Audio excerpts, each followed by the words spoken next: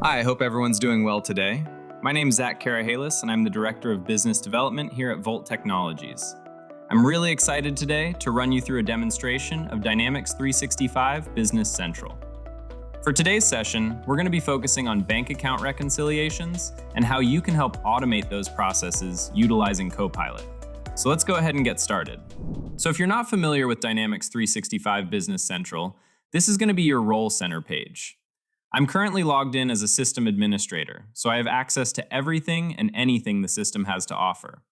You'll notice all of our modules in here, like finance, purchasing, and sales.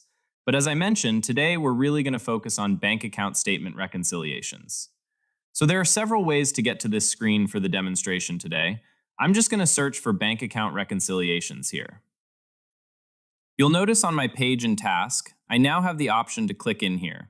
It's going to show me a list of any of the banks. These can be checking, they can be savings accounts that I have set up in Dynamics 365. In this particular example, I have one checking account set up with our bank, Worldwide Bank. I am going to go ahead and click in, and here you're going to see I have a list of my current statement lines and my bank account ledger entries.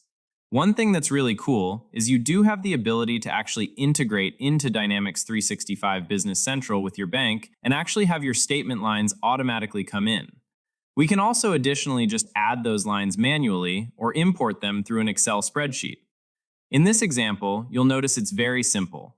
We have 3 statement lines and 4 bank account ledger entries. What I'm going to do here is I'm going to click Copilot icon and I'm going to ask for it to reconcile for me. So it's actually going to go through and perform the matching.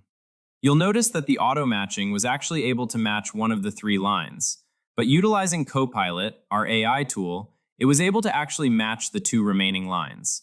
So all lines 100% are matched, and it's showing me that ending statement balance. I'm going to go ahead and click it.